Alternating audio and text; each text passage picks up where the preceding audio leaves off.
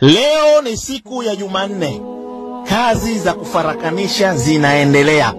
Umechukuliwa mume wako na mchepuko anakuletea jeuri, unahitaji kuwafarakanisha.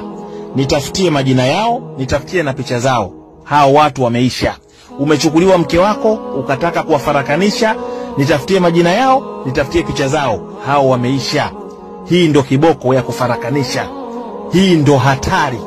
Watu hao, ukitaka watu wagombane, ukitaka watu watimuane, ugomvi wa ajabu, aisee, hii kitu ni hatari.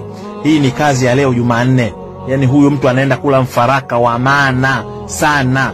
Leo hizi kupitia nazi za mdondo. Hapa kuna nazi za mdondo, na hapa kuna viungu, na hapa kuna zana nyingine ambazo hazitakiwi kutajwa. Kabisa hazitakiwi kutajwa kwa kazi kama hizi za kufarakanisha, kazi za kugombanisha. Watu wanakuwekea vikao, watu hawakupendi, watu wanakusema sema, ukataka kuwatawanya kwa kikundi. Aisee, hii ndio hatari baba.